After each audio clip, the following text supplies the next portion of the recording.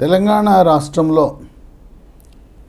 ఫిబ్రవరి 2025లో 2 టీచర్ల శాసన మండలి సభ్యులకు, ఒక పట్టభద్రుల ఎన్నిక, మొత్తం 3 ఎమ్మెల్సీల యొక్క ఖాళీలు నింపడానికి ఫిబ్రవరి 25న ఎన్నిక జరగబోతా ఉంది. మెదక్, నిజామాబాద్, కరీంనగర్, ఆదిలాబాద్ ఉత్తర తెలంగాణ 4 జిల్లాల పరిధిలో 1 పట్టభద్రుల శాసన మండలి, 2వది ఉపాధ్యాయుల శాసన మండలి సీటు. ఇక వరంగల్, ఖమ్మం, నల్గొండ ఈ 3 జిల్లాల పరిధిలో టీచర్లు ఉపాధ్యాయ శాసన మండలి ఎన్నికలు. ఈ ఎన్నికల్లో దాదాపు కారు పార్టీ, బీఆర్ఎస్ పార్టీ వాళ్ళు పట్టించుకున్నట్టే. ప్రధాన పోటీ ఈ 3 నియోజకవర్గాల్లో కూడా అధికార కాంగ్రెస్ పార్టీ, భారతీయ జనతా పార్టీ మధ్య ఉంది. కమ్యూనిస్టులు కూడా వాళ్ళ ఉనికిని చాటుకునేందుకు వాళ్ళు కూడా ప్రయత్నం చేస్తున్నారు.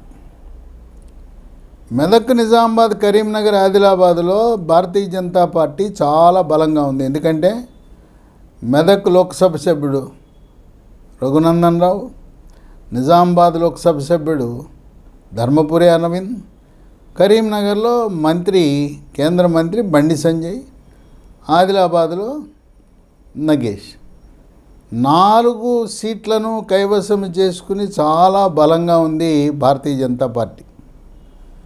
అక్కడ పట్టభద్రుల నియోజకవర్గంకి బీజేపీ తరఫున అంజిరెడ్డిని అభ్యర్థిగా నిలబెట్టింది భారతీయ జనతా పార్టీ. టీచర్ల అభ్యర్థిగా భారతీయ జనతా పార్టీ మల్కా కొమరయ్యని పోటీలో పెట్టింది. ఈ మల్కా కొమరయ్య పెదపల్లి, కరీంనగర్ ప్రాంతానికి చెందిన వ్యక్తి, వ్యవసాయ కుటుంబానికి చెందిన వ్యక్తి. ఆయన కొన్ని విద్యా సంస్థలు కూడా నిర్వహిస్తున్నారు. ప్రభుత్వ స్కూళ్ళ యొక్క అభివృద్ధి కొరకు, ప్రభుత్వ విద్యా విధానాన్ని అభివృద్ధి చేయడానికి ఆయన ఎనలేని కృషి చేశాడు. మల్కా కొమరయ్య ఆయనకున్న పరిచయాలు, ఆయనకి టీచర్లు ఆయన పట్ల ఉండే గౌరవము, ఆదరణ, దాదాపు మల్కా కొమరయ్య విజయం సాధించినట్లే అని చెప్పి విస్తృతంగా వార్తలు వినబడుతున్నాయి. ఇక పట్టభద్రుల నియోజకవర్గం కూడా అంజిరెడ్డి యొక్క గెలుపు నల్లేరు మీద నడకంటున్నారు. వరంగల్, ఖమ్మం, నల్గొండలో ప్రధాన పోటీ 3 మధ్యలో ఉంది. ఇప్పుడు UTF communist party, Marxist party అనుబంధ ఉపాధ్యాయ సంఘం యూటీఎఫ్ ప్రస్తుతం సిట్టింగ్ స్థానం, PRTU ఉపాధ్యాయ సంఘం, అలాగే భారతీయ జనతా పార్టీకి అనుబంధంగా TPUS. నరోత్తమ రెడ్డిని భారతీయ జనతా పార్టీ రంగంలో దింపింది. ఆయన గతంలో PRTUలో పనిచేయటం వల్ల PRTU ఓట్లను చీల్చి తనకు అనుకూలంగా మలుచుకునే అవకాశం కనపడుతూ ఉంది. ఆయన దశాబ్దాల కాలంగా టీచర్ల సంఘం వాటిలో పనిచేస్తూ టీచర్ల యొక్క సమస్యల పరిష్కారానికి ఇతోధికంగా కృషి చేశారు. వ్యక్తిగతంగా ఆయనకున్న ప్రతిష్ట పార్టీ కొంత ఒక మేరకు వరంగల్, ఖమ్మం, నల్గొండలో భారతీయ జనతా పార్టీ బలహీనంగా ఉన్నా నరోత్తమ రెడ్డి తనకున్న వ్యక్తిగత పరిచయాలు కలిసి వచ్చే అంశమని భావిస్తున్నారు. అక్కడ జరిగే 3 ఎమ్మెల్సీ ఎన్నికల్లో దాదాపు 2 ఉత్తర తెలంగాణలో జరిగే ఎన్నికల్లో భారతీయ జనతా పార్టీ గెలుపు తథ్యమనే వార్తలు వినబడుతున్నాయి. ఇక్కడ వరంగల్, ఖమ్మం, నల్గొండలో హోరాహోరీ పోటీ. ఇక్కడ ఈ 3 ఎన్నికల్లో కూడా కాంగ్రెస్ పార్టీకి చుక్కెదురవటం తథ్యం అంటున్నారు.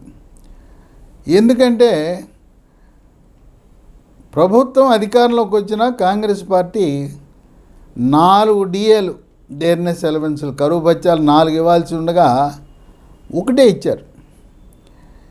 ఇక పే రివిజన్ కమిషన్ పిఆర్సి దాన్ని ఊసి ఎత్తడం లేదు. పిఆర్సి నియమించే దాఖలాలు కూడా ఏం కనపడటం లేదు. ఇక రిటైర్ అయిపోయిన తర్వాత రిటైర్డ్ ఉద్యోగులకు, రిటైర్డ్ టీచర్లకు వాళ్ళు 30-35 సంవత్సరాలుగా వాళ్ళు దాచుకున్న సొమ్మును తిరిగి ఇవ్వటానికి ప్రభుత్వ ఖజానా తెలంగాణలో ఖాళీ. ప్రతి సంవత్సరం రిటైర్ అయ్యే ఉద్యోగులకు కనీసం 5,000 కోట్ల రూపాయలు ఉద్యోగులకు రిటైర్మెంట్ సదుపాయము, రిటైర్మెంట్ బెనిఫిట్స్ ఇవ్వాల్సి ఉంటుంది. వాటి గురించి ఏం మాట్లాడటంలా. వాస్తవానికి రిటైర్మెంట్ అయిన రోజే వాళ్ళు ప్రభుత్వం వద్ద దాచుకున్న సొమ్ముని తిరిగి ఇవ్వాలి. ఇక వాళ్ళు దిక్కులేని పరిస్థితిలో రిటైర్మెంట్ బెనిఫిట్స్ ఇవ్వలేదని చెప్పి తెలంగాణ హైకోర్టులో వాళ్ళు కేసు వేసిన సంఘటన. అంటే వాళ్ళకి రావాల్సిన, ఉద్యోగులకు రావాల్సిన హక్కు అది కూడా అమలు చేసే పరిస్థితుల్లో లేదు తెలంగాణలో కాంగ్రెస్ ప్రభుత్వం. ఇక పట్టభద్రులకు వస్తే, పట్టభద్రులకు కాంగ్రెస్ వాళ్ళ పార్టీ మేనిఫెస్టో హామీలు ఏంటి? సంవత్సరానికి 2 లక్షల మందికి యువతకు ఉద్యోగాలు ఇస్తా అన్నారు.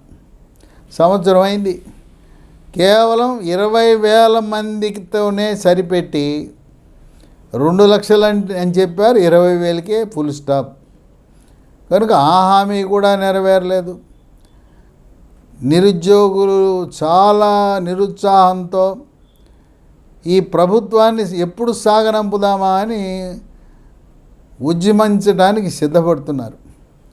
ఇటువంటి తరుణంలో పట్టభద్రుల వ్యతిరేకత, ఉద్యోగ సంఘాల్లో వ్యతిరేకత, టీచర్లలో వ్యతిరేకత.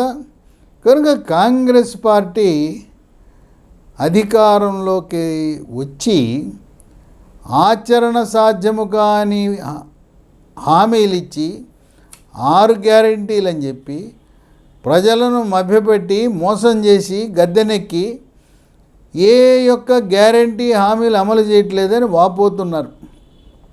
కనుక ఈ శాసన మండలి ఎన్నికల్లో అధికార కాంగ్రెస్ పార్టీకి గట్టిగా బుద్ధి చెప్పాలని లక్ష్యంతో పట్టభద్రులు, ఉపాధ్యాయులు, నిరుద్యోగ పట్టభద్రులందరూ కూడా కలిసికట్టుగా వాళ్ళ ఆశలన్నీ కూడా భారతీయ జనతా పార్టీ, కమలం పార్టీ పార్లమెంట్ ఎన్నికల్లో ఎవరు ఊహించని రీతిలో 17 లోక్సభలో 8 లోక్సభ సీట్లు గెలిచింది. అప్పుడు 119 అసెంబ్లీలకు పోటీ జరిగితే కేవలం 8 శాసనసభ సీట్లనే గెలుచుకున్న భారతీయ జనతా పార్టీ రాష్ట్రంలో ఉండే సగభాగాన్ని కైవసం చేసుకున్నది. ఇది కాంగ్రెస్ పార్టీ జీర్ణించుకోలేకపోతూ ఉంది. గద్దెనెక్కిన 6 నెలల్లోనే ప్రజల్లో ప్రతిష్ట పోయింది, గౌరవం పోయింది. హామీలు, ఆచరణ సాధ్యం కాని హామీలు, అవినీతి, అన్ని స్థాయిలలో అవినీతి, రాజకీయ అవినీతి, మంత్రుల అవినీతి. తర్వాత ఇప్పుడు ప్రస్తుత పరిస్థితుల్లో బీఆర్ఎస్ నుంచి ఫిరాయింపుదారులైన 10 మంది ఎమ్మెల్యేల యొక్క ఆ వ్యవహారము సుప్రీంకోర్టులో వాళ్ళపై అనర్హత వేటు పడితే 10 శాసనసభ సీట్లలో ఉప ఎన్నికలు రావటం. అలాగే జడ్చర్ల శాసనసభ్యుడు అనిరుద్ధ్ రెడ్డి యొక్క ఆధ్వర్యంలో 11 మంది సమావేశమై కాంగ్రెస్ ప్రభుత్వము రేవంత్ రెడ్డి ప్రభుత్వానికి వ్యతిరేకంగా గళమిప్పారు. ఈ 11 మందే కాదు, మాతో ఇంకో 9 మంది ఉన్నారు, మేమంతా మా టీం 20 అంటున్నారు. 20 మంది బయటపడితే ఇక లోపల కుమిలిపోతున్న వాళ్ళు మరొక 35 మంది శాసనసభ్యులు కాంగ్రెస్ వాళ్ళు ఉన్నారని వార్తలు వెలువడుతున్నాయి. మంత్రులు కూడా ఎవరు తృప్తిగా లేరు. మొత్తము తెలంగాణ రాష్ట్రంలో కేంద్రీకృత పాలన అన్నీ కూడా ముగ్గురే నిర్వహిస్తున్నారు. వాళ్ళే ఒక ప్రైవేట్ లిమిటెడ్ కంపెనీలా నిర్వహిస్తున్నారనే వార్తలు వెలువడుతున్నాయి.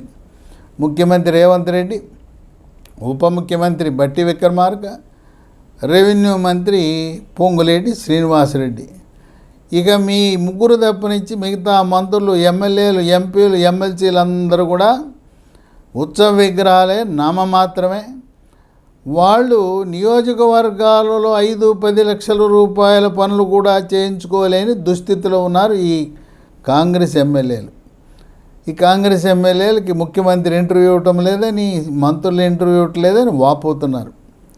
ఇటువంటి తరుణంలో భారతీయ జనతా పార్టీ ఉత్తర తెలంగాణలో 2 సీట్లు, పట్టభద్రుల సీటు, ఉపాధ్యాయుల సీటు గెలిచి,